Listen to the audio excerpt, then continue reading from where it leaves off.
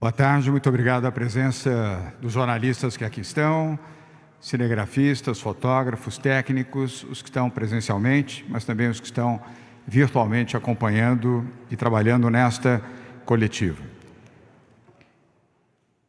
Quero mencionar que participarão da coletiva de hoje Rodrigo Garcia, vice-governador e secretário de governo do Estado de São Paulo, José Henrique German, secretário da Saúde e também integrante do Comitê de Saúde do Estado de São Paulo, Patrícia Ellen, secretária de Desenvolvimento Econômico, Ciência e Tecnologia, Marco Vignoli, secretário de Desenvolvimento Regional, e também Carlos Carvalho, coordenador do Comitê de Saúde, o Centro de Contingência do Covid-19, João Gabardo, coordenador executivo do Comitê de Saúde, e a economista Ana Carla Abraão.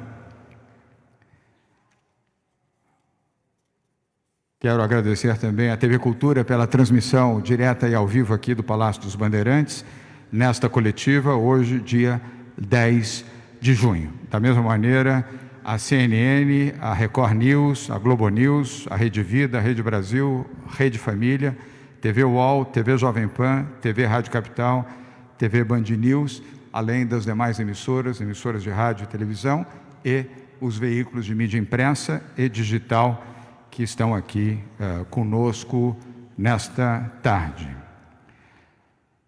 Mensagens de hoje. A primeira mensagem é de solidariedade ao nosso secretário da Educação, Rocieli Soares. Rocieli está com a Covid-19 e está numa UTI, no hospital aqui de São Paulo.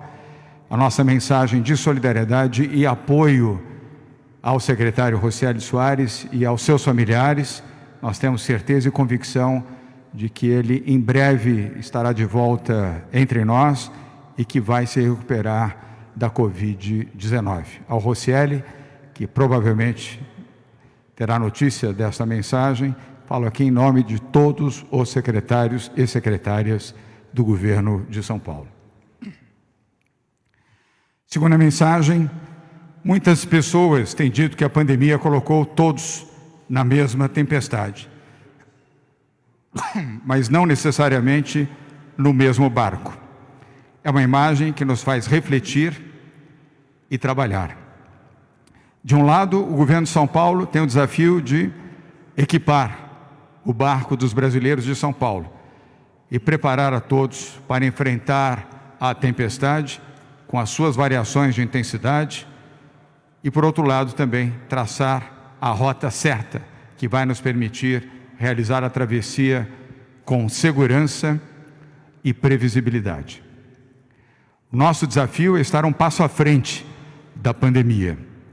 Temos que garantir atendimento a todos em São Paulo.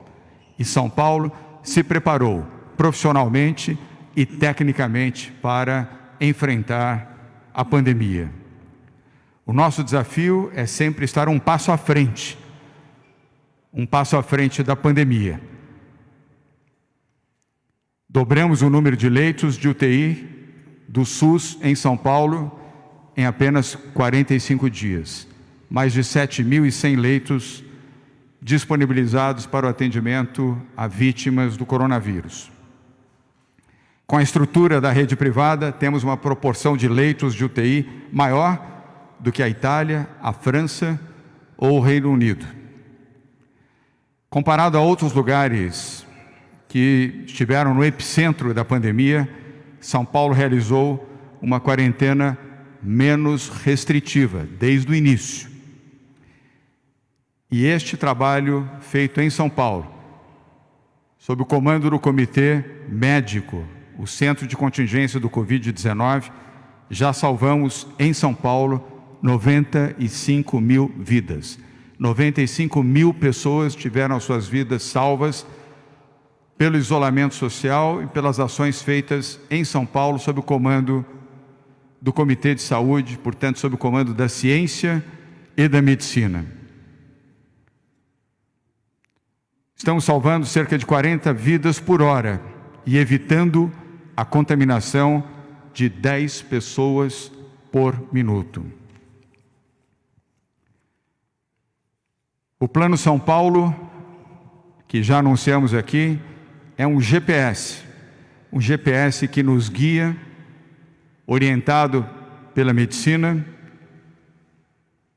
com a contribuição do setor econômico, para sairmos da crise com previsibilidade, segurança e o maior número possível de vidas salvas. Há 3 semanas, os estudos do nosso Comitê de Combate ao Coronavírus, Comitê de Saúde, indicavam estes estudos, que os casos iriam se estabilizar na região metropolitana e aumentariam no interior do estado. Mostramos os dados aqui. Vários jornalistas que estão hoje aqui presentes assistiram e acompanharam. Os que remotamente acompanham e participam da coletiva também. E muitos dos telespectadores que neste momento assistem esta coletiva da mesma forma. E foi exatamente o que aconteceu. Com transparência, que é uma marca desde o início do enfrentamento do coronavírus em São Paulo. Essa é a 68ª coletiva de imprensa que fazemos aqui, regularmente, para informar com transparência e responder a todas as questões relativas ao coronavírus, à economia ou aos temas correlatos à pandemia. Com o Plano São Paulo, que já anunciamos, podemos atuar melhor em cada região do estado e, claramente, temos, neste momento, um aumento de casos em regiões como Barretos, Presidente Prudente e Ribeirão Preto, que estão, neste momento, com a bandeira vermelha e que terão agora medidas restritivas na quarentena. Quero dizer aqui que a mesma disposição e firmeza que temos para avançar no projeto do Plano São Paulo, teremos também para recuar, teremos também para orientar medidas restritivas na quarentena. São Paulo não segue orientação política, São Paulo não segue orientação de pressão, nem econômica, nem partidária, nem ideológica, nem de qualquer ordem, exceto a orientação da ciência e da saúde. Nos últimos 85 dias fizemos assim e vamos continuar a fazê-lo. E eu tenho, pessoalmente, como governador de São Paulo, a convicção de que estamos no caminho certo, na rota certa, com uma boa estrutura e com a analogia que fiz, com uma tripulação bem treinada, com um bom comando, pessoas bem informadas e capacidade de reagir rapidamente para salvar vidas.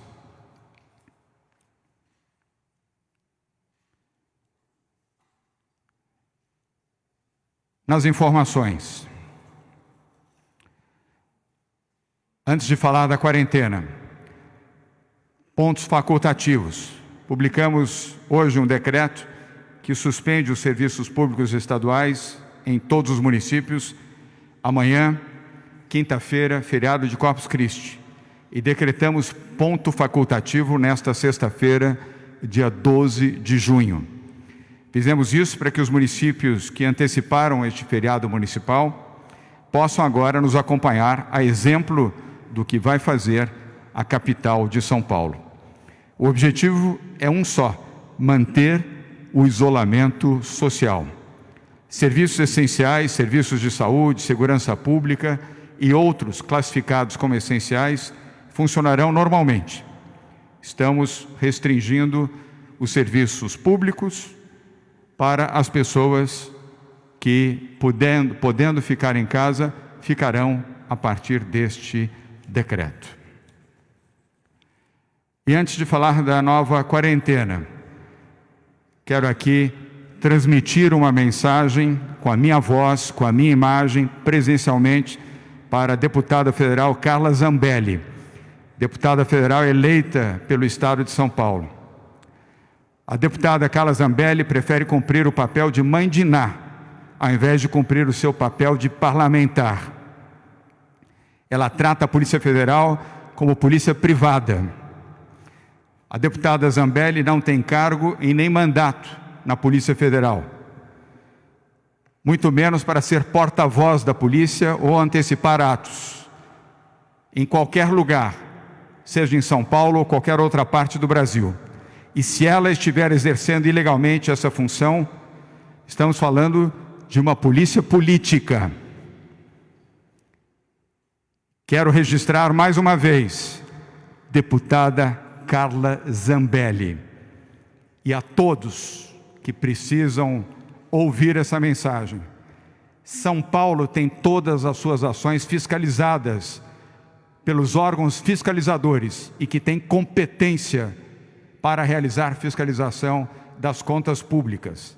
Ouvidoria, Ministério Público, Tribunal de Contas e Tribunal de Justiça. São Paulo não precisa de vitrola parlamentar ideológica e nem de uma deputada que prefere engraxar as botas dos militares, especialmente do seu chefe, o presidente da República. São Paulo pauta as suas ações pela transparência. E este é um governo que não deve e, portanto, não teme. Nova quarentena, Plano São Paulo. O governo de São Paulo decreta nova quarentena de 15 a 28 de junho. Será o 5º período de quarentena no estado de São Paulo.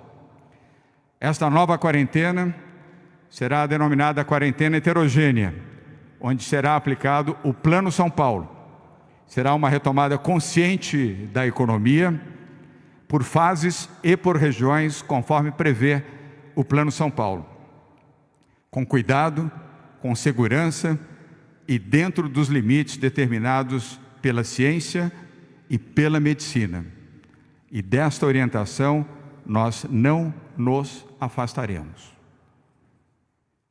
Feitas essas considerações e essas informações, vamos agora à complementação dos dados relativos a esta nova quarentena que se decreta a partir do próximo dia 15 de junho.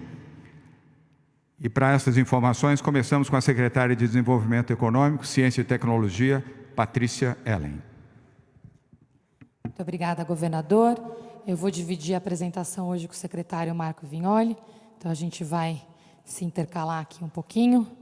Lembrando que o Plano São Paulo é um plano de gestão e convivência com a pandemia.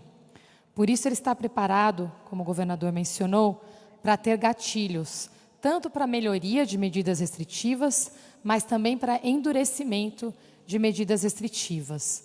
É um plano baseado em dados, indicadores e métricas claras, e é exatamente essa gestão que nós estamos apresentando hoje, de acordo com esses critérios e com os dados que estão sendo compartilhados com total transparência através do portal do Plano São Paulo, no site do Governo do Estado. Para iniciar, queria somente relembrar essa metodologia. Nós temos aqui duas principais dimensões para classificar as nossas regiões: a capacidade do sistema de saúde e a evolução da epidemia. A capacidade do sistema de saúde está sendo monitorada através da taxa de ocupação de leitos e também do total de leitos UTI COVID para cada 100 mil habitantes. Em ambos os casos, nós estamos acompanhando especificamente leitos UTI COVID. E na parte da evolução da epidemia, nós estamos acompanhando número de casos, a variação de 7 dias com relação aos 7 dias anteriores, número de internações de casos COVID e suspeitos, a variação de 7 dias com relação aos 7 dias anteriores, e número de óbitos por COVID, também a variação de 7 dias com relação aos 7 dias anteriores, e essa tabela também publicada em Diário Oficial, com o decreto do Plano São Paulo, traz quais são as notas de corte desses critérios.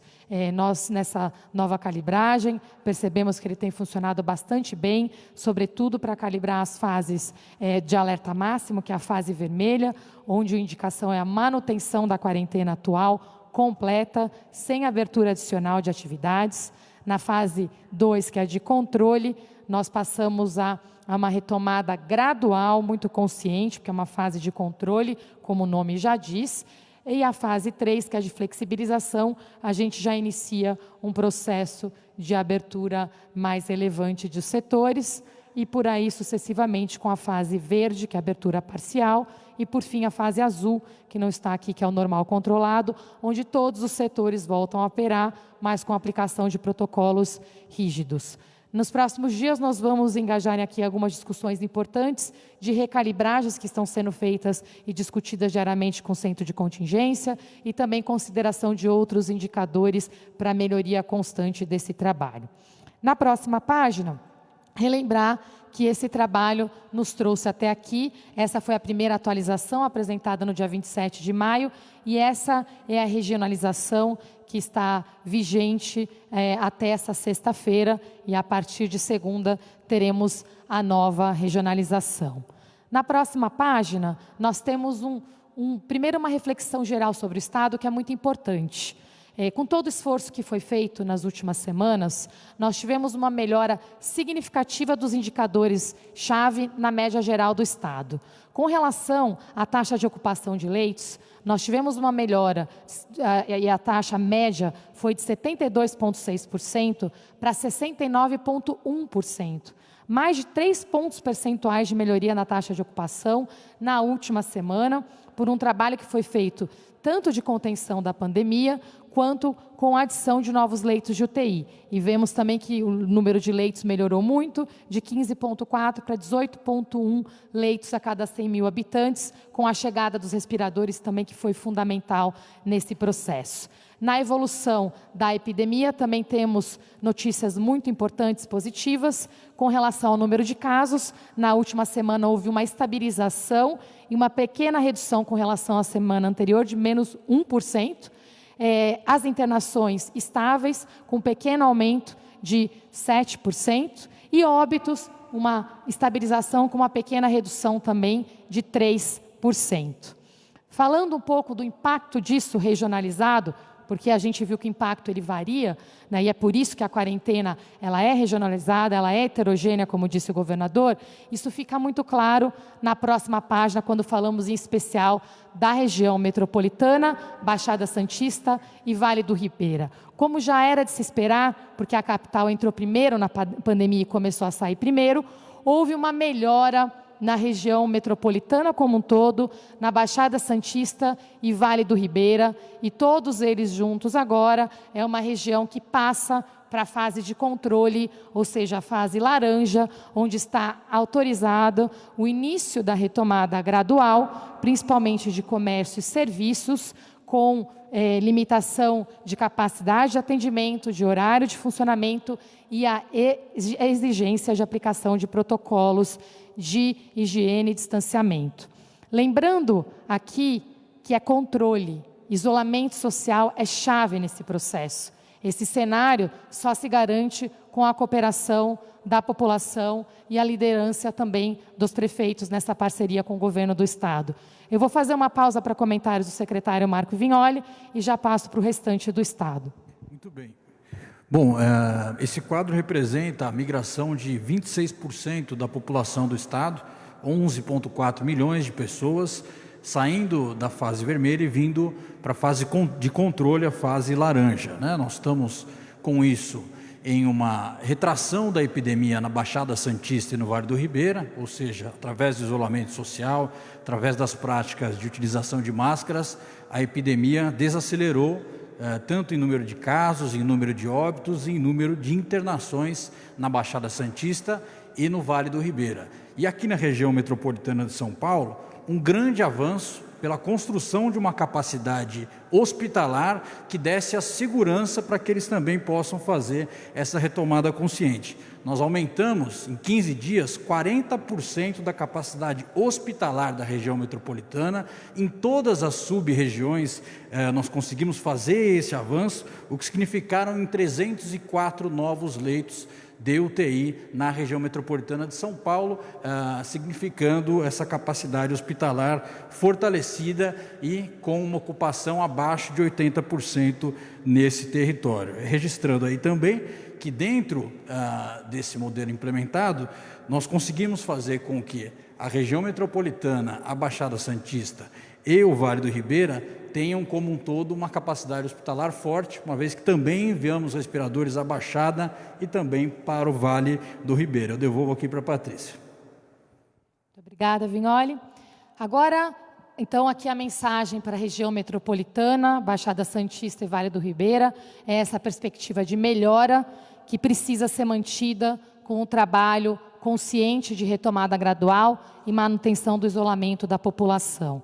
Na próxima página, nós percebemos que, no interior, a mensagem é diferente. Nós vamos precisar endurecer as medidas restritivas, como já era esperado, já trouxemos na tendência na semana anterior e tem sido trazido também pelo Centro de Contingência. Houve um aumento da propagação da epidemia, apesar da ocupação de leitos estar bastante sob controle na região, com algumas exceções que eu já vou mencionar, que são bem importantes. Então, primeiro, 3 regiões que o governador já mencionou aqui requerem uma atenção especial, que são a região de Ribeirão Preto, a região de Barretos e a região de Presidente Prudente.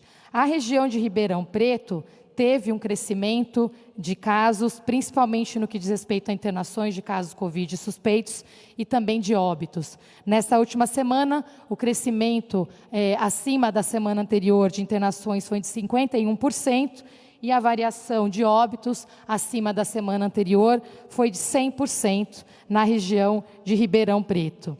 Na região de Presidente Prudente, a variação de internações foi de 60%, e a de óbitos foi de 50% a mais com relação à semana anterior.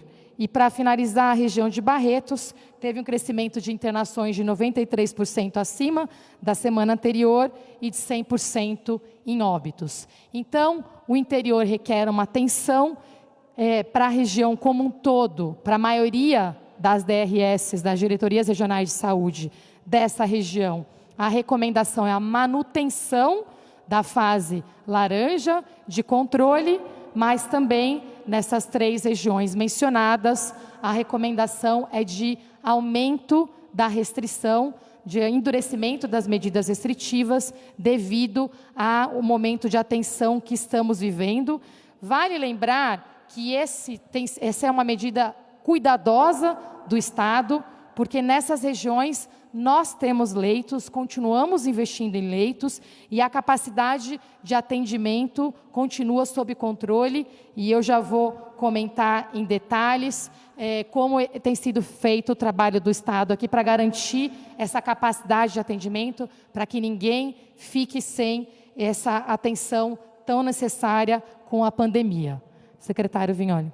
Muito bem. Bom, a secretária Patrícia registrou as regiões que foram para o vermelho, as outras que estavam no amarelo também vieram para o laranja no interior do estado, verificando uma tendência em todo o interior de evolução dessa pandemia e um momento de controle, ao mesmo tempo que na região metropolitana, na Baixada, no Vale do Ribeira, a gente registra essa desaceleração. É fundamental dizer também que as regiões de Sorocaba e Campinas, apesar de estarem com níveis de laranja, tem uma tendência de evolução na pandemia também.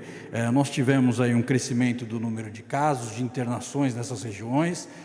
Todos os dias nós estamos fortalecendo essa capacidade hospitalar. Hoje são mais 89 respiradores sendo distribuídos para o interior, ontem foram mais de 100, amanhã serão mais uma leva de respiradores também para todo o estado de São Paulo. Essa capacidade está sendo fortalecida, mas é fundamental dizer que esse é um momento de controle e atenção no interior do estado, e nessas regiões eu registro a tendência para Sorocaba e Campinas também de uma evolução na pandemia. Ainda não superou esses índices, mas como nós já adiantamos anteriormente, em 7 dias nós podemos regredir se for necessário, e já deixamos em alerta também essas 2 regiões. Na próxima página, uma síntese do impacto desse novo faseamento para todo o estado. Para 27,5 milhões de pessoas do nosso estado, a situação atual se mantém com relação à classificação anterior. Então, a maior parte do nosso estado hoje terá a classificação mantida e, em especial, na fase laranja de controle. Houve uma melhora né, também para 11,4 milhões de pessoas, principalmente na região metropolitana, onde há essa transição para o laranja, e também para a Baixada Santista, que tem feito um trabalho muito importante na contenção da pandemia. E para 5,3 milhões de pessoas, haverá um impacto do endurecimento das medidas restritivas, e entendendo, tanto para os líderes aqui, para os prefeitos, quanto para a população, que o mais importante é a gente entender que é a fase correta para o momento que estamos vivendo, e que através da aplicação dessas medidas nós conseguimos fazer a retomada de uma forma mais efetiva para todo o Estado. O registro final é que, como nós dissemos aqui, e deixar muito claro, a partir da próxima segunda-feira, essas regiões avançam para a próxima fase, seja na regressão, seja também no avanço daquelas que estavam em vermelho e vão para laranja. Então, até domingo segue a quarentena atual, e a partir da segunda-feira até o dia 28 nós seguimos um novo modelo. Então é fundamental que os prefeitos usem os próximos dias para pactuar com o comércio, pactuar os protocolos fundamentais para esse retorno, e o façam de forma ordenada, gradual e faseada para a segurança e a vida da população. E agora, na próxima página, respeitando o nosso compromisso de transparência total, de gestão baseada em dados e evidências, está aqui o cálculo dos indicadores que foi feito para cada DRS, com base nos dados que todos têm recebido e que estão disponíveis para todos. O que é importante nesse mapa? Nós vemos aqui que, honrando o compromisso, o governo de São Paulo está fazendo uma atuação muito forte na gestão da capacidade do sistema de saúde. Fica nítido, inclusive, que a maior parte das regiões estão com leitos a cada 100 mil habitantes em verde, e a capacidade, a ocupação de leitos também está em verde. Isso é muito positivo, porque mostra que as pessoas que vão precisar de atendimento terão acesso a esse atendimento. Alguns estão em amarelo e alguns em laranja. Obviamente, os em laranja também são as regiões mais populosas que nós temos, então tem um desafio maior aqui para mudar de posição. Você precisa adicionar muito mais leitos para mudar, mas ainda assim vocês veem aqui claramente, não há nenhuma região do estado hoje em vermelho com relação a leitos. Por outro lado, ali na evolução da epidemia, nós vemos que as regiões que que precisam agora de um endurecimento de medidas restritivas, elas estão tendo esse impacto pela evolução da epidemia. E aqui mostra que nós temos um papel muito importante dos nossos prefeitos e prefeitas, e também da população. Porque para que essas regiões passem para outras fases, onde a gente possa ter menos medidas restritivas, é importante que a gente faça uma retomada gradual, muito consciente das atividades, com controle, respeitando o momento em que o município e a região se encontram. Não adianta a gente tentar avançar, tentar flexibilizar além do recomendado, porque o impacto é imediato, e isso nós vemos aqui no painel. E, além disso, precisamos de uma grande colaboração da população com a manutenção do respeito ao isolamento social. Antes de passar para o secretário Vignoli, eu só queria passar mais 2 pontos importantes aqui. Na próxima página, todas essas informações que estão sendo disponibilizadas, e com bastante detalhe para todos, muito mais do que está aqui, dados diários de internações, de ocupação de leitos, de casos, óbitos, eles estão disponíveis no site do governo, saopaulo.sp.gov.br/coronavírus/plano-SP, e para que vocês registrem, fica aqui na próxima página a fotografia da nova regionalização, que passa a valer na próxima segunda-feira. Uma lembrança importante: é natural, com os dados disponíveis, com o nosso compromisso com vocês, que uma série de especialistas passem a fazer cálculos e fazer aqui cenários para acompanhar a evolução das regiões. Nós não somente entendemos, como incentivamos que isso seja feito, mas pedimos para todos a responsabilidade de evitar antecipar aqui respostas, porque o quadro sempre fica pronto no dia anterior, conforme o nosso compromisso com vocês, e às vezes essas fake news acabam impactando a vida de milhões de pessoas, né? Quadros com faseamentos errados, com informações com a fonte governo que não é do governo. Então incentivamos que todos façam sim suas análises, mas lembramos aqui a responsabilidade de cada um de nós para a gestão dessa pandemia. Entramos juntos, precisamos sair juntos, com base em evidências, com base em dados, muita transparência, mas também muita solidariedade, e lembrando que é por isso que a retomada é uma retomada consciente, né, que contamos aqui com a consciência de todos aqui presentes.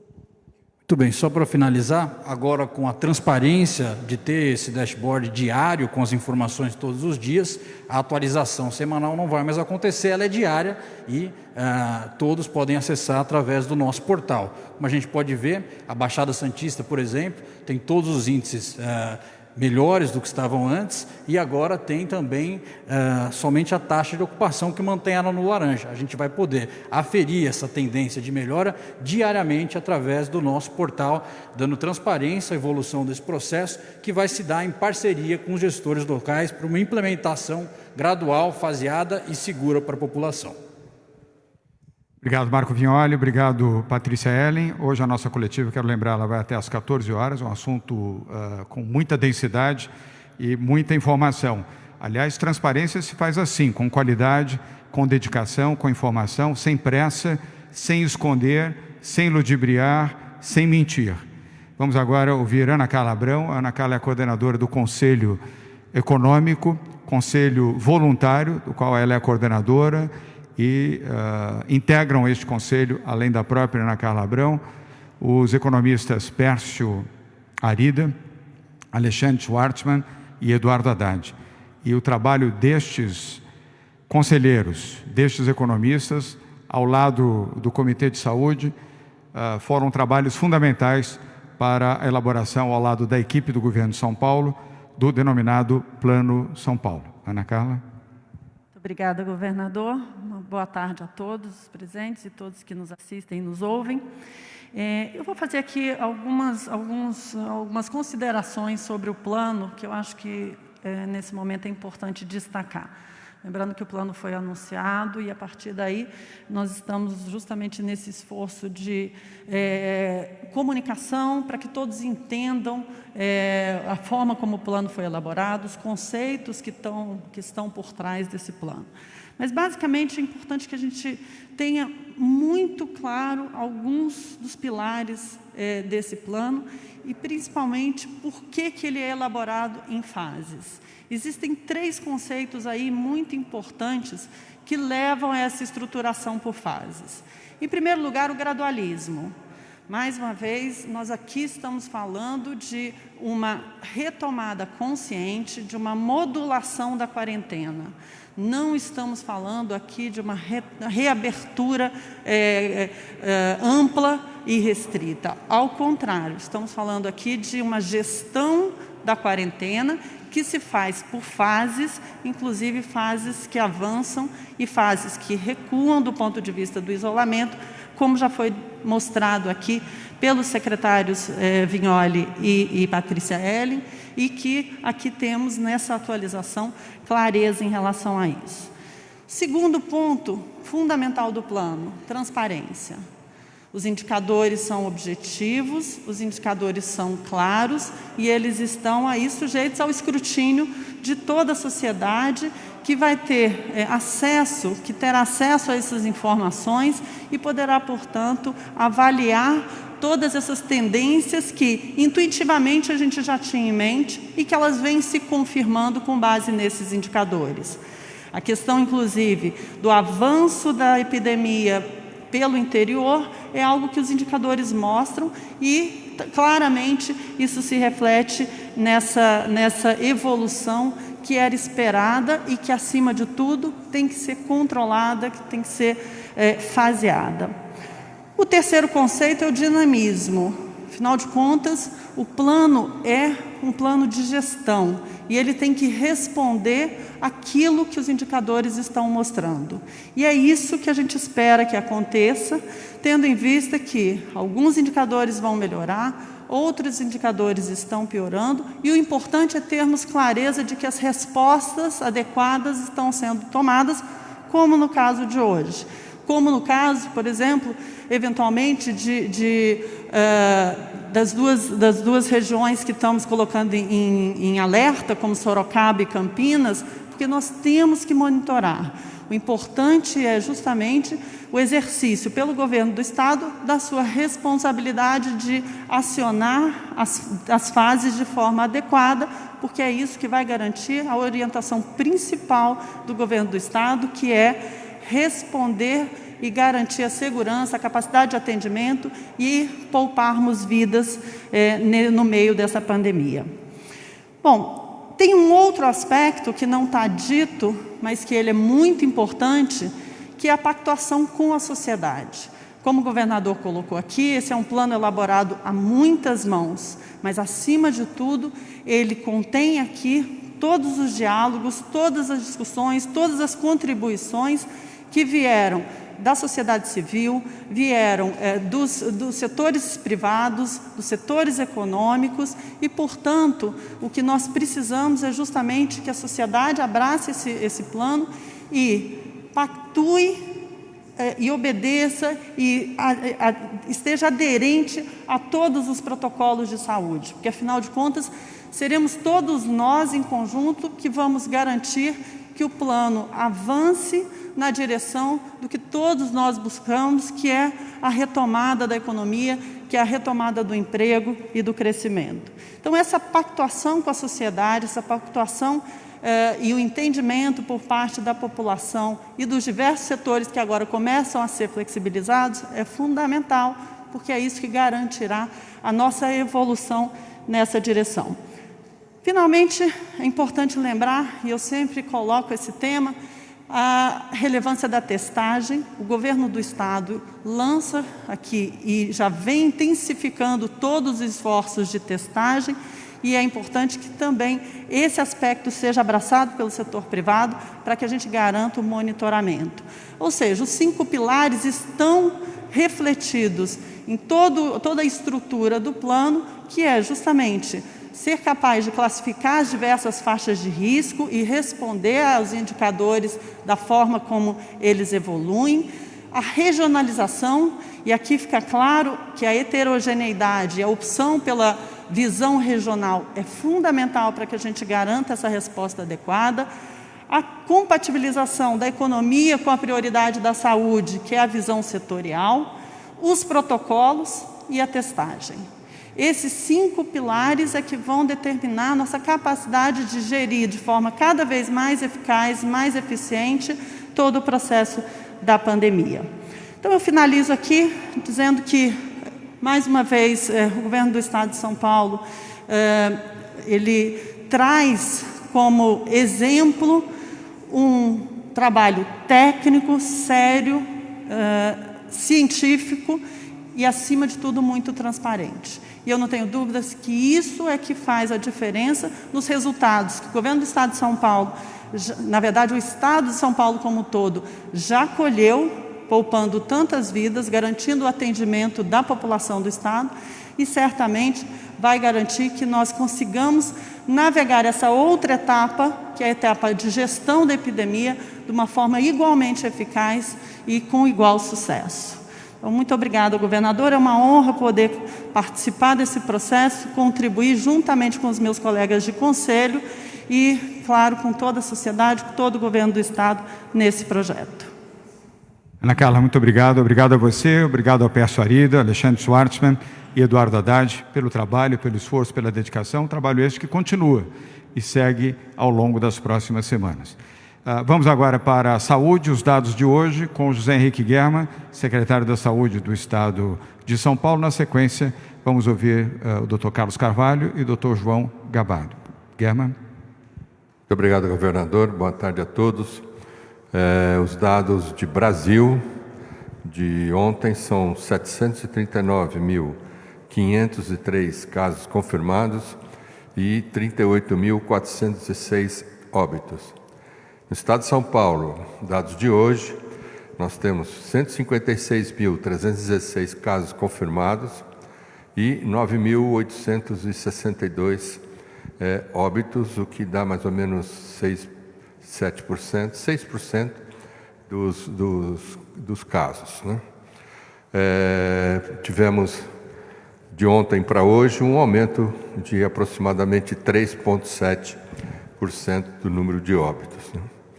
Nossas taxas de ocupação em UTI para o estado todo está em 69,1%, para a Grande São Paulo 76,6%. Estão internados nas nossas unidades em UTI 4.953 casos, pacientes, e em enfermaria 8.123 pacientes. Esses são casos tanto confirmados quanto ainda suspeitos. E já foram dadas 29.616 altas hospitalares para esses pacientes que passaram em todo o sistema de saúde. Obrigado. Obrigado a todos, Henrique Germann. Agora vamos para Carlos Carvalho, coordenador do Comitê de Saúde. Obrigado, governador. Boa tarde a todos.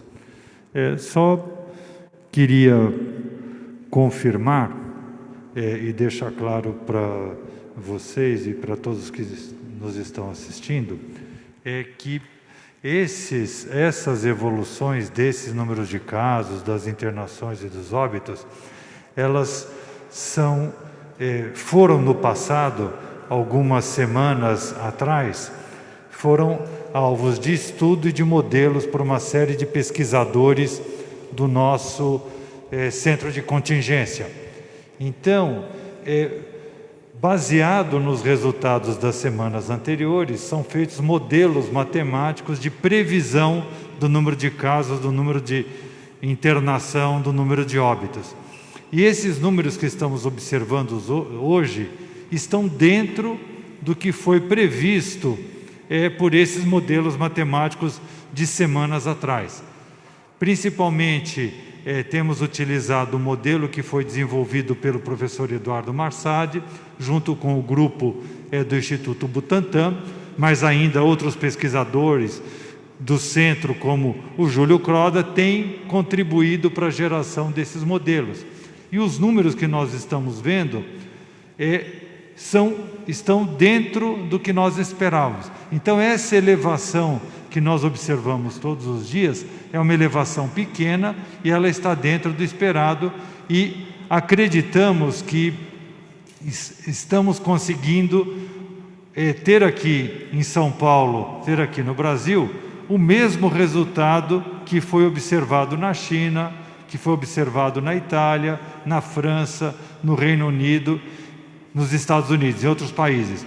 O processo, a doença, ela se inicia, se espalha a partir de um ponto, que no caso foi a cidade de São Paulo, avançou para a Grande São Paulo e agora está atingindo o interior. Como estamos mais ou menos 2 semanas defasados do interior, São Paulo o município já está com nítidos sinais de estabilização, e esperamos que se consolide o início da redução dos casos na Grande São Paulo, para podermos nos organizar melhor, e isso vai se refletindo nesses indicadores que estão embutidos no Plano São Paulo, e as decisões vão sendo tomadas de acordo com esses indicadores e com esse resultado que estamos observando.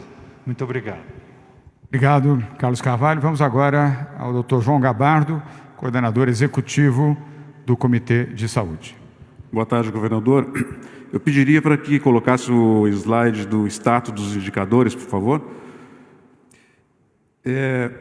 Enquanto isso, a gente vinha falando para vocês, nas entrevistas coletivas anteriores e nas nossas manifestações, o quadro dos indicadores com as cores.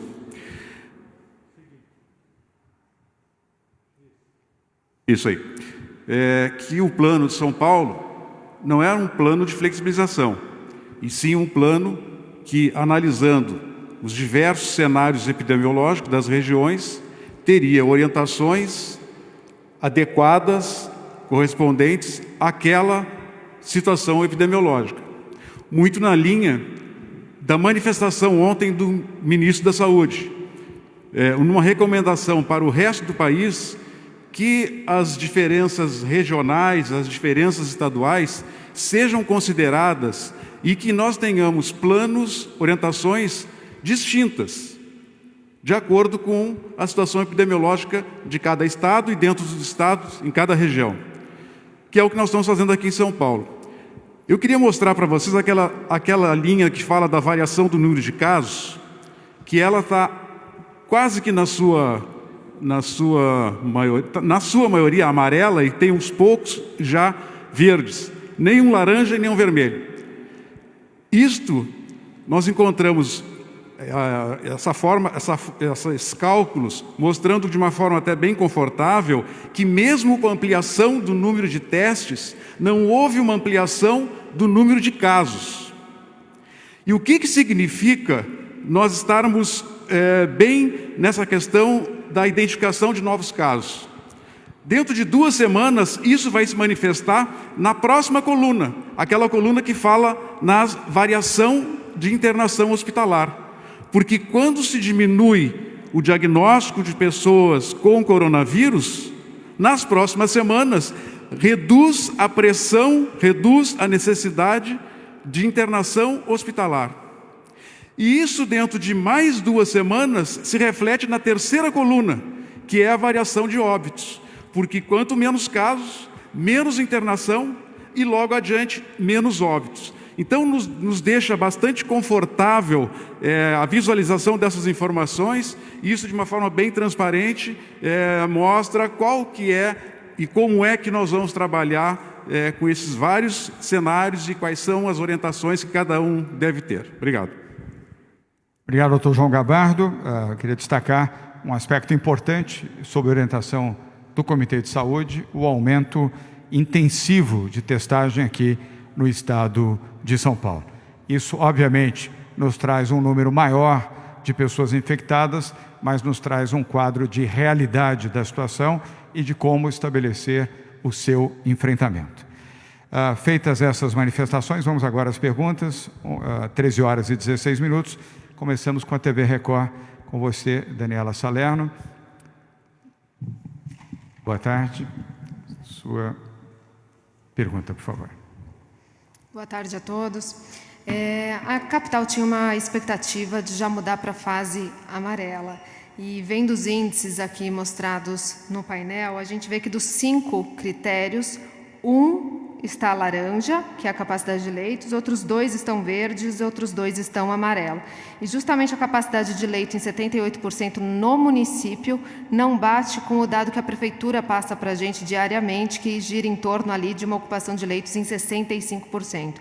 Então, eu gostaria de entender se os dados que a prefeitura encaminham para a gente não estão sendo levados em conta, realmente é o critério estadual, e se essas decisões foram tomadas em conjunto com os prefeitos, principalmente aqueles do interior que tiveram regressão aí no faseamento. Obrigada. Daniela, se necessário, temos aqui a presença do secretário de Saúde do município de São Paulo, Edson Aparecido. Mas eu quero lembrar que quando temos os dados da capital, temos os dados dos hospitais municipais e estaduais, são os 2. Então, e os leitos privados também, então são todos eles. Então, isso pode dar uma variação em relação aos dados que são feitos sobre os hospitais municipais. Portanto, é normal isso, não há uma dicotomia ou uma informação errada e uma certa. Ambas estão certas. Patrícia, quer complementar? Eu acho exatamente esse ponto. Pelo que eu me recordo aqui, o Edson pode complementar também, mas esse dado me soa como da ocupação dos leitos municipais. E tem o ponto que o Rubens Zizek sempre traz, que está aqui presente, que a gente está sendo muito conservadores aqui, acompanhando a ocupação de leitos do estado inteiro, municipais, estaduais e privados. Apesar dos privados não serem responsabilidade do Estado e o governo nunca ter requisitado um leito, nós estamos fazendo essa gestão completa porque sabemos que a saúde suplementar tem um papel muito importante no Estado também. né? Então, a gente está atuando nos leitos estaduais e municipais, mas monitorando os privados para que não falte leito para ninguém. Obrigado, Patrícia. Daniela, apenas lembrando, só no Estado nós temos 103 hospitais estaduais. E também, para melhorar ainda mais a qualidade da resposta à sua pergunta, fala o secretário Edson Aparecido. Mesmo, governador, só para complementar, Daniela, mesmo com os números da prefeitura, no caso, que a gente faz uma separação dos leitos municipais, que hoje nós realmente estamos com um quadro aí de 64% de ocupação, o censo Covid, ele agrega os leitos do privado. Mas mesmo com 64%, a gente ainda continua, no caso dos leitos, da taxa de ocupação de leitos, ainda na cor laranja, então por isso que justifica a cor laranja na tela.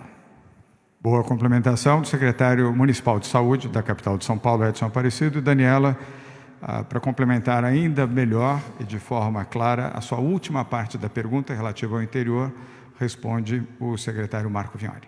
Muito bem, Daniela. Bom, todos eles foram informados, passamos item por item o que tinha tido o aumento ao longo dessa última semana. Hoje pela manhã fizemos reunião do Conselho Municipalista com todos os prefeitos representando as regiões e dentro disso posicionamos e ponderamos a necessidade desse endurecimento. Já tinha sido colocado ontem, hoje mais uma vez, uma construção conjunta para que a gente possa dar segurança à população deles. Então foi de forma muito transparente, é um conceito que se consolida como uma construção conjunta também dos dados, por fim registrar a melhora aí dos dados de São Paulo, como você mesmo indicou, somente no caso das internações, todos os outros já muito positivos. Obrigado, Marco Vignoli. Daniela Salerno, mais uma vez, obrigado. Vamos à próxima pergunta, também é presencial, o Jornal Estado de São Paulo, jornalista Bruno Ribeiro. Bruno, prazer em revê-lo. Boa tarde, sua pergunta, por favor. Boa tarde, governador, boa tarde a todos. A minha pergunta é para o pessoal da área de saúde, para o Dr. Carvalho, para o secretário German, enfim. Olhando os dados que de fato estão lá, a transparência na divulgação, se olhar os dados de evolução das internações, essas regiões que tiveram os índices, a classificação regrediu agora nessa semana, elas tinham, se a gente comparar a semana passada com a semana anterior, elas vinham tendo queda. Barretos tinha uma queda de 21% nas internações, teve um aumento de 80%. Prudente tinha uma queda de 46%, teve um aumento de 75%. Minha pergunta é, existe alguma explicação para justificar esse aumento tão expressivo no número de internações que não seja a redução do distanciamento social?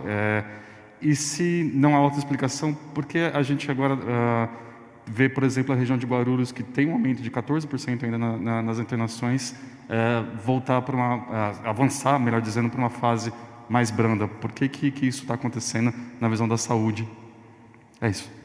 Obrigado, Bruno. Vou pedir então ao João Gabardo que comece a responder e se o Carlos Carvalho quiser fazer algum comentário, obviamente pode fazer. João Gabardo.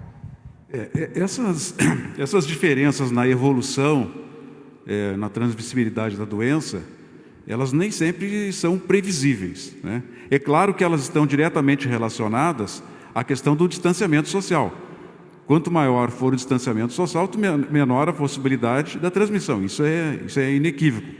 Agora, o vírus ele tem uma evolução que às vezes foge da nossa capacidade de projeção, né? E tanto é assim que o comportamento do vírus em determinados locais é completamente diferente. Quando nós comparamos a região sul com a região norte, é muito distinta. Mesmo dentro da região sudeste, nós temos um comportamento muito diferente em Minas Gerais e em São Paulo. Isso não está somente relacionado à questão do isolamento. O isolamento ele tem uma importância capital sobre isso, mas existe as diferenças de comportamento do vírus que nós não temos muitas explicações. Existem algumas teses. Existem as teses de que as pessoas que previamente tiveram contato, por exemplo, com coronavírus de outras espécies de coronavírus, poderia criar uma imunidade cruzada e que essas pessoas poderiam se proteger em relação ao novo coronavírus. Mas, como eu disse, isso são estudos que estão sendo realizados, isso está sendo muito estudado em alguns países, mas não existe nada ainda confirmatório. Isso poderia explicar por que a evolução da doença já se consegue uma redução do número de casos a partir de 20%, 25% das pessoas tendo contato com o vírus, quando se esperava anteriormente, no início, que isso só aconteceria depois de 50%, 60%, 70% das pessoas já com imunidade natural. Não é isso que acontece. Então, são situações que nós estamos aprendendo com a evolução da própria epidemia. Obrigado, Gabardo. Carlos Carvalho, está bem? Ok, então, respondido. Bruno, pois não. Para vocês, não há relação entre lá ter uma região mais aberta com os casos terem crescido tanto? Eu não entendi. Eu disse que sim. A questão da transmissibilidade ela está diretamente relacionada à mobilidade social e ao distanciamento. Isso influencia, mas não é só isso que deve ser considerado. Existem outros motivos, outras razões que muitas vezes a gente até desconhece.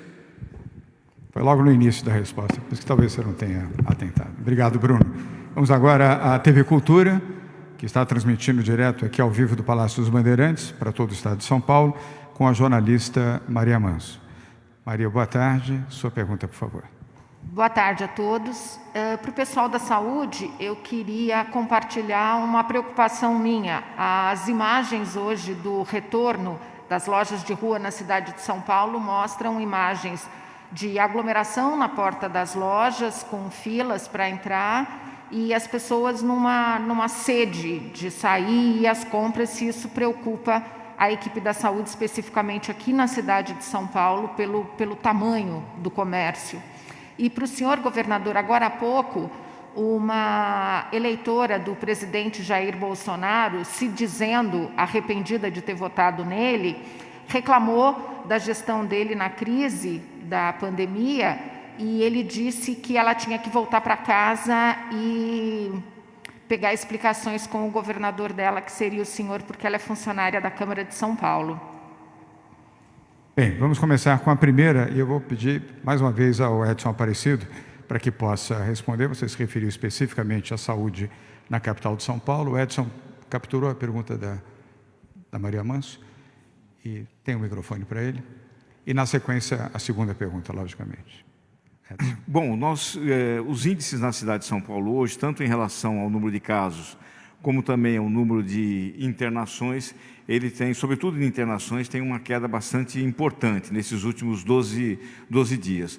Os protocolos assinados entre a Prefeitura e os vários segmentos autorizados no decreto do Governo do Estado estabelecem condições de distanciamento social, de higiene e sanitização e também de comunicação bastante rígidos, né? Acompanhamos aí, sobretudo, a questão do funcionamento da capacidade instalada de apenas 20% dos equipamentos, 4 horas de funcionamento. O prefeito também disponibilizou para a cidade de São Paulo mais 2.700 ônibus para funcionar, e os dois setores que voltaram, o de comércio que voltou hoje, que funciona entre 11 e 15 horas, não vai colidir com o de shopping centers, que deve ser autorizado amanhã, que é das 16 às 20.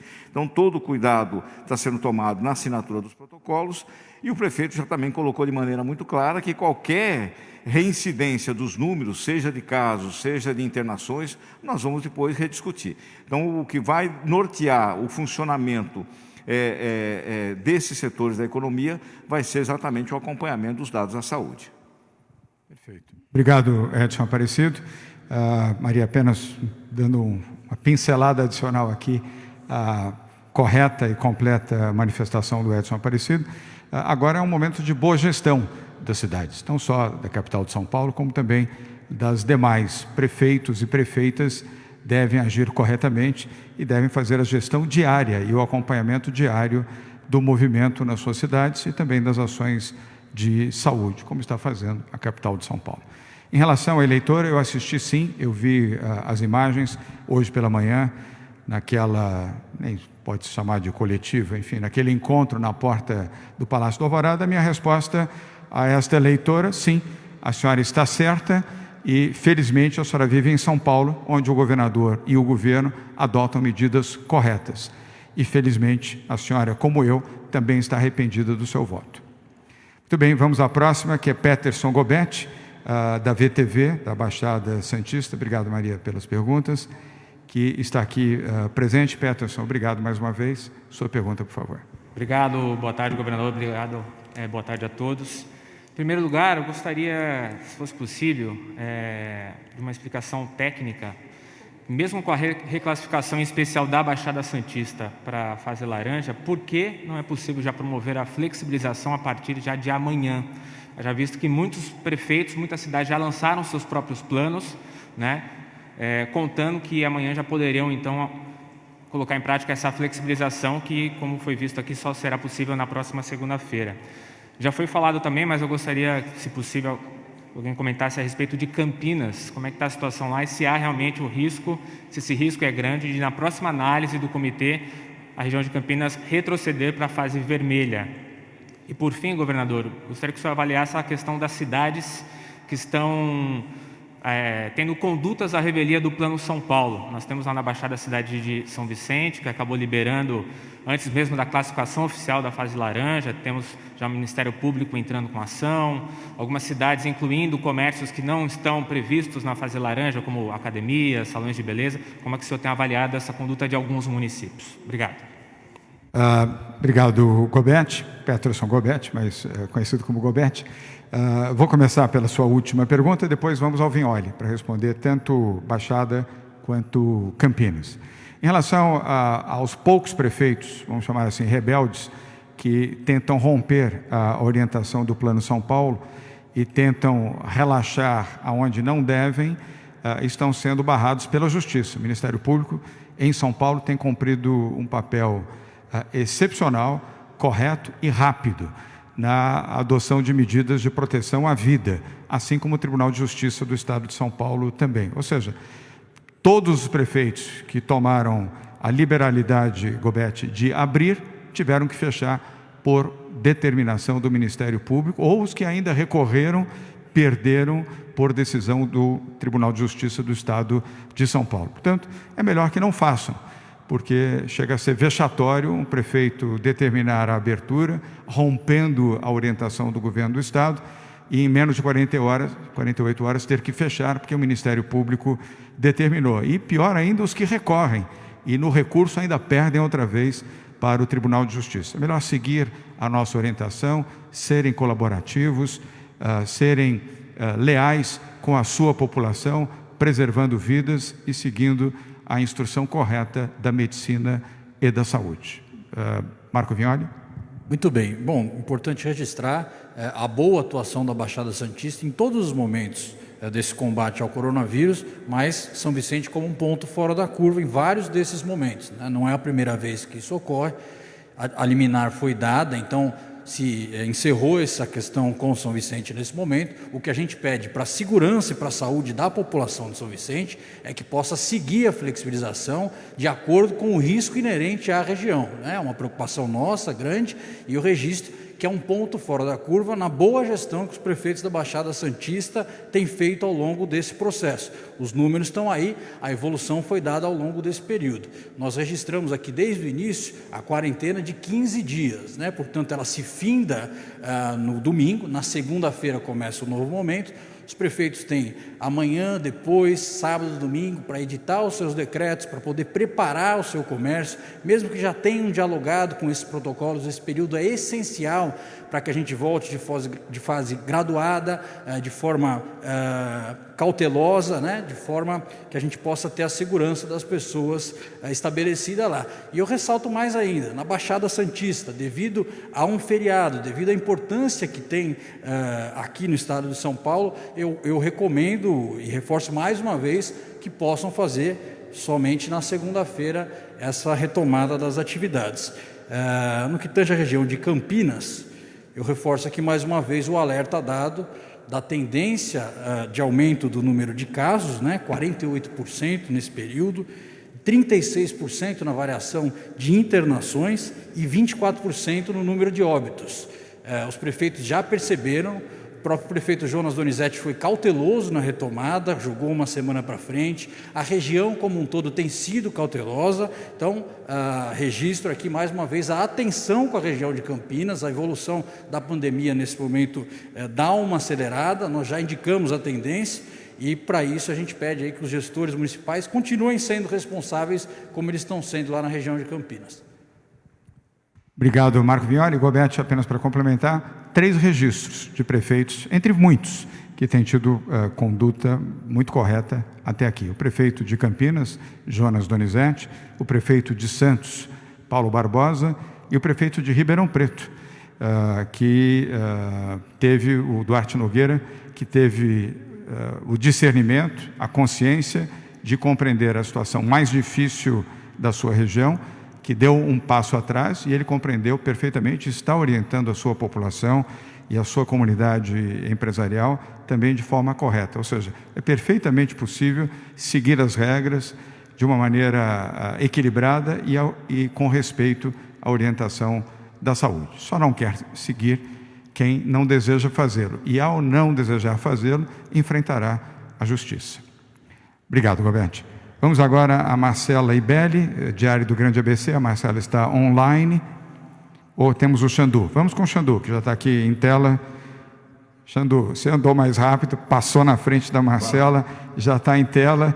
E já estou vendo ali, essa é uma brincadeira, ao lado do glorioso escudo do Esporte Clube Corinthians Paulista, o glorioso escudo do Santos Futebol Clube, o meu time. Estou feliz de ver as 2 imagens aí na sua prateleira, Xandu. E boa tarde, governador. Em retribuição, o jornal vai lhe enviar 3 canecas, uma do próprio jornal e 2 de clubes aqui do Vale, uma do São José, a Águia do Vale, e outra do Taubaté, o Burro da Central. Bom, governador, a minha pergunta é a seguinte, diferentemente do que tem apregoado o presidente, a Covid não é gripezinha. Em São José dos Campos, por exemplo, já matou 53 pessoas. Isso é mais do que as vítimas de homicídio entre janeiro de 2019 e abril de 2020. O Vale segue tendo mais casos e menos isolamento. Pergunto para o senhor, qual o motivo do Vale ter sido mantido na fase 2? E, com mais casos e menos isolamento, pode haver mais endurecimento? E, se me permite uma terceira pergunta, qual a taxa de contágio do vírus hoje no Vale e no interior? É isso, obrigado. Obrigado, Xandu. Aproveitou a caneca, fez 3 perguntas, vai pedir música no Fantástico, domingo. Primeiro, obrigado pelas canecas, agradeço a direção do Jornal Vale, serão recebidas com muito carinho. Eu vou dividir a resposta com o João Gabardo e, eventualmente, com comentários do Carlos Carvalho, aliás, do Carlos, com comentário do João Gabardo, e, na sequência, do Marco Vignoli.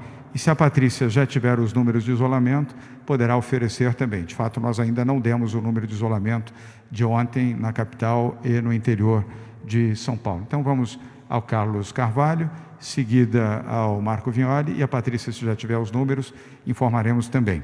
Xandu. Carvalho.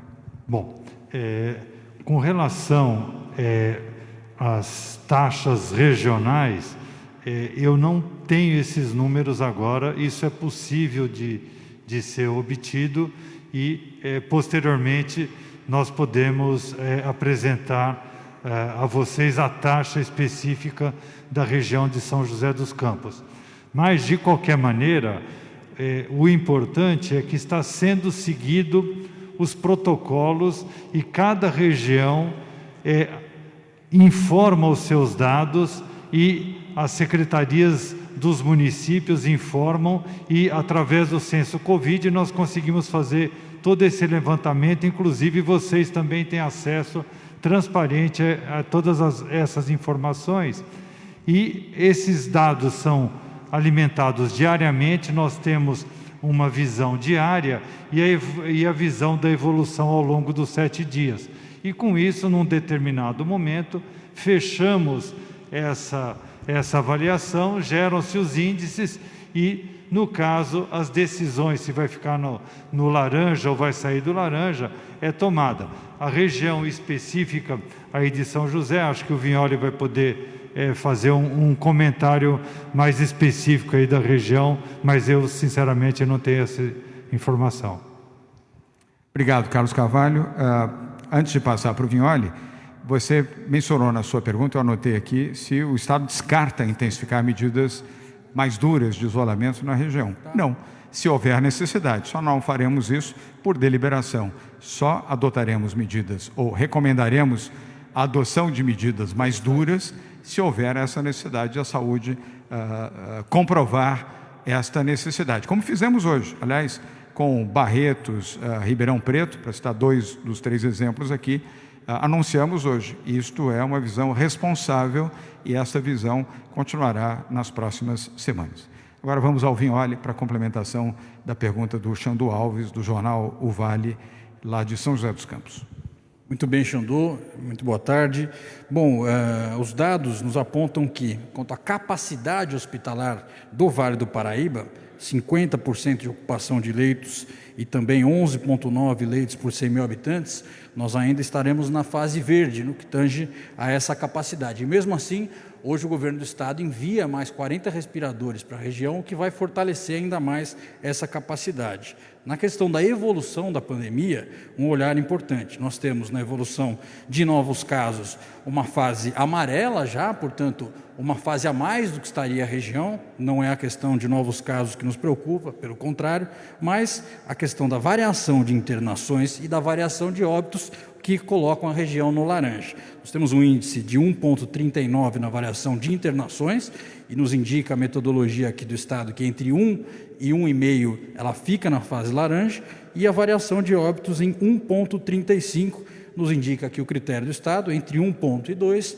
fica na fase laranja. Portanto, esse índice muito objetivo, eu chamo mais uma vez a atenção para o profissionalismo e a objetividade do Plano São Paulo, que faz de forma muito acurada o momento da pandemia que está a região. Portanto, a região do Vale do Paraíba em laranja, o que a gente pede, e daí a secretária Patrícia me passou, hoje o índice de isolamento sai às 15 horas, a região do Vale do Paraíba tem um delta forte, no que tange a evolução dessa taxa de isolamento, foi uma das que mais melhoraram ao longo desse período, com índices importantes, mas a gente pede para os prefeitos que possam seguir as regras do Plano São Paulo com a flexibilização adequada à indicada aqui pelos nossos parâmetros.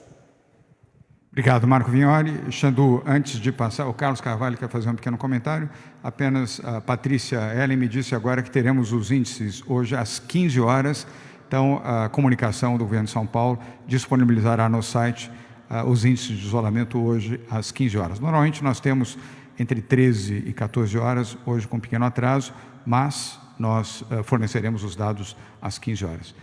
Dr. Carlos Carvalho, nosso coordenador do Comitê de Saúde. Tenho certeza que aí o Vignoli mostrou os índices para você adequados, Xandu, mas eu queria fazer um comentário a respeito das canecas.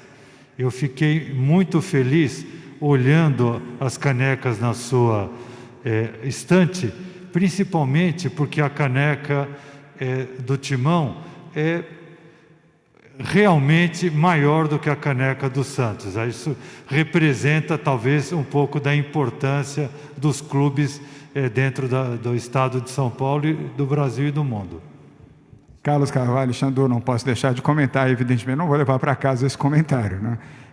O Santos Futebol Clube, o Corinthians merece toda a atenção, todo o respeito, mas quem concede o espetáculo é o Santos. Xandu, obrigado pela sua participação, obrigado pelas canecas também, agradecer à direção do jornal O Vale, a família Salerno, e vamos agora sim eu vou a Marcela Ibelli. Marcela, você deveria ter entrado em imagem, já temos a imagem da Marcela, do Diário do Grande ABC, agora sim. Xandu, sem querer, atropelou você, não foi culpa dele não, foi aqui que sem querer deram um switch, desculpe, agora sim voltamos para você, Marcela Ibelli, Diário do Grande ABC. Boa tarde, sua pergunta, por favor. Boa tarde a todas e todos. Eu gostaria de saber o que foi efetivamente levado em consideração para colocar o Grande ABC na fase 2.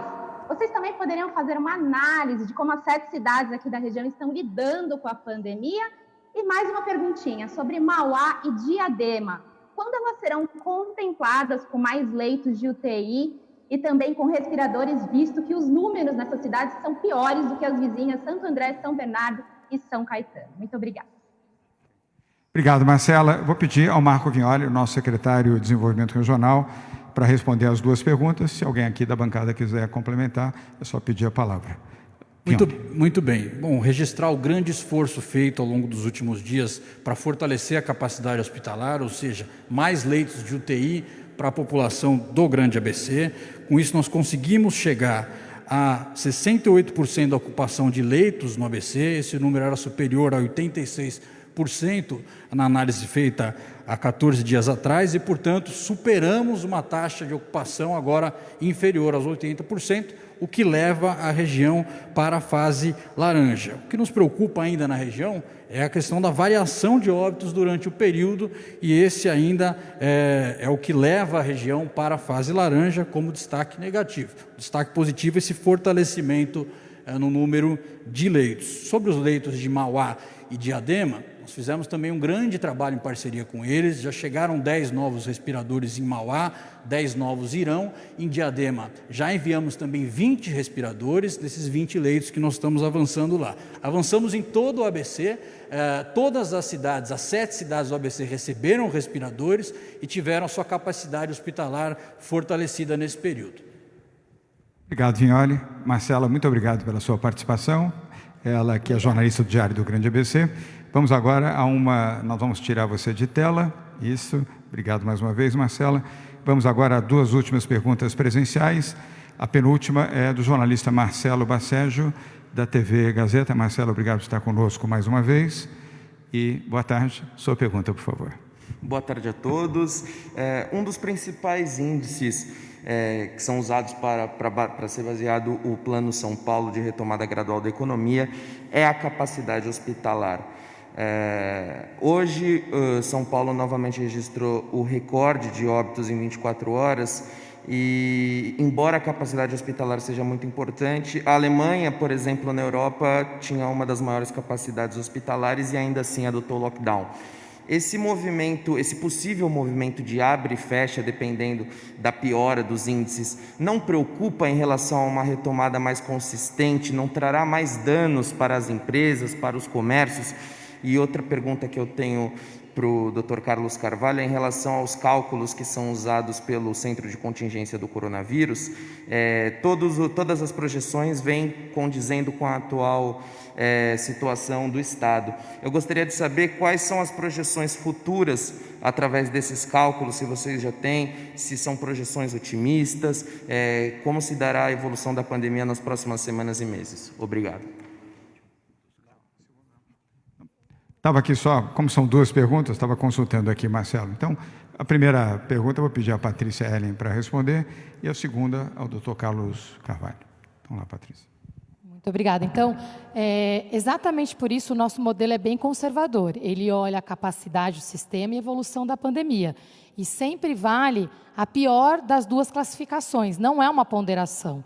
Vocês viram aqui que as 3 regiões que pioraram tem uma capacidade muito melhor que a da Alemanha, inclusive. A gente tem ali uma folga bastante grande no sistema, mas a nossa preocupação de controle da pandemia é muito maior, exatamente pela integração do Estado. Então, é sempre a pior classificação dos 2 pontos. Tá? Sobre os cenários, o Dr. Carlos vai complementar, mas ele mesmo já compartilhou aqui, há uma semana atrás, a gente compartilhou o cenário até o final de junho, e a gente tem usado esses cenários de casos, de óbitos, como referências diárias para o nosso trabalho e continuamos exatamente dentro dos cenários projetados em ambos os casos. E lembrando mais um ponto, que os óbitos, eles estão sempre refletindo 2 semanas para trás, né? E por isso, atendendo ao centro de contingência, o ponto, se você for pensar de tudo aqui, o que mais vale como peso de classificação é a quantidade de internações de casos Covid e casos suspeitos. Mesmo sem teste, se a pessoa está com sintomas, a gente está sendo conservador e considerando no número também. Obrigado, Patrícia. Antes de passar ao Dr. Carlos Carvalho, a Ana Carla quer fazer um breve comentário. Ana. Obrigada, governador. Alô? Obrigada, governador.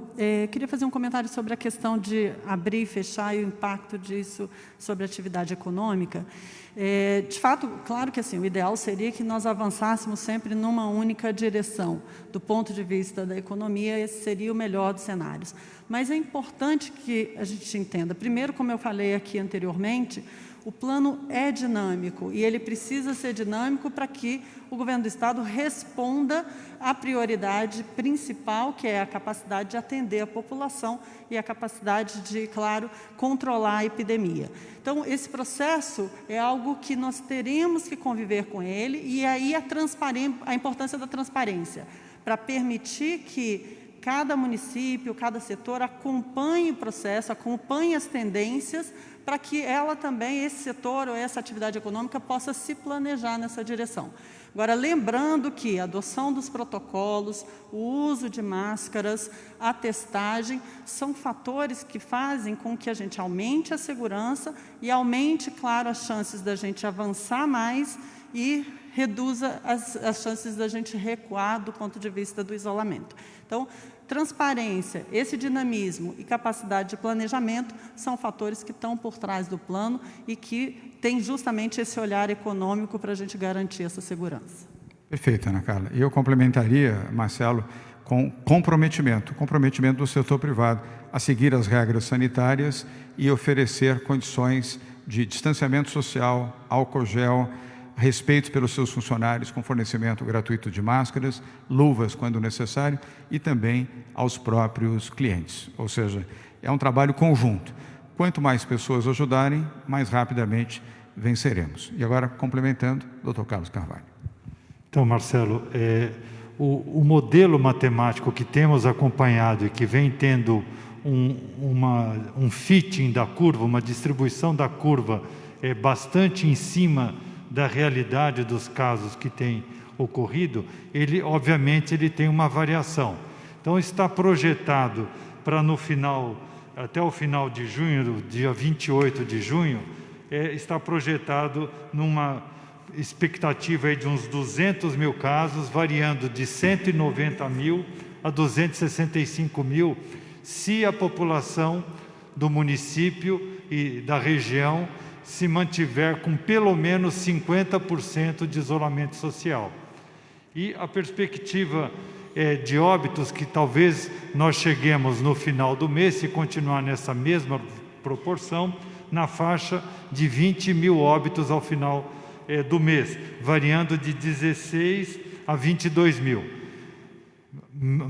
sempre mantendo essa taxa de isolamento. Agora, nossa expectativa é que as medidas e esses sinais de alguma diminuição, como o Gabardo mostrou naquela sequência, como está diminuindo, estamos mais no verde e no amarelo, naquela faixa, quando vamos caminhar, que é o número de casos, quando vamos caminhar para o número de internações e vai isso refletir no número de óbitos, como está diminuindo aqui, esses números nós precisamos refazer os cálculos e eventualmente ver se essa curva teve uma inclinação um pouco menor e com isso esperamos com certeza ter um número menor de casos de internados e um número menor de óbitos. Obrigado, doutor Carlos Carvalho. E, Marcelo, na segunda-feira já teremos um novo cenário e apresentaremos aqui na coletiva de imprensa. E lembro também que a TV Gazeta, sua emissora, está ao vivo nesse momento, transmitindo esta coletiva de imprensa. Vamos agora à última pergunta de hoje, da TV Globo News, jornalista William Cury. Will, não posso perder a oportunidade da brincadeira, dizendo que você é sempre bem-vindo, mas sentimos sempre a falta de Beth Pacheco. Amanhã ela vem, tá? Com você, Will. Nós temos muito carinho por você também, você sabe disso. Bom, agora, depois da risada, vem a porrada. Eu vou destacar que o governo sempre disse, desde o início do Plano São Paulo, que da mesma forma que as cidades podem avançar de fase na quarentena, elas podem voltar. Mas chamou a atenção a curiosidade das cidades, das regiões de Presidente Prudente e Barretos, porque elas iniciaram na fase amarela, só que tiveram uma piora acentuada dos índices e tiveram que voltar para a fase vermelha. Minha pergunta é, claro que talvez não fosse possível imaginar que isso fosse acontecer quando o Plano São Paulo começou, mas olhando agora, houve um erro de cálculo a colocar essas cidades na fase amarela direto, em vez de colocar na fase laranja? Talvez, se elas tivessem começado na fase laranja, os índices não teriam piorado a ponto de ter que voltar para a fase vermelha. Qual que é a avaliação do governo sobre isso? Obrigado. A avaliação do governo é que não houve erro algum. A avaliação do governo, Will, é de que nós seguimos os índices e orientação da ciência. Se fosse orientação política, sim, talvez tivéssemos agido como você mencionou. Não que você estivesse induzindo nesse sentido, mas aqui não há política, não há pressão política, não há pressão econômica, há determinação da saúde. São os índices que compõem as nossas decisões. Cidades que merecerem, pelos índices, avançarem para uma faixa de maior liberação, avançarão. As cidades que deverão manter, por conta dos seus índices, a sua posição, manterão. E as que tiverem que regredir, regredirão. Essa é a nossa posição, clara e objetivamente. Patrícia Ellen?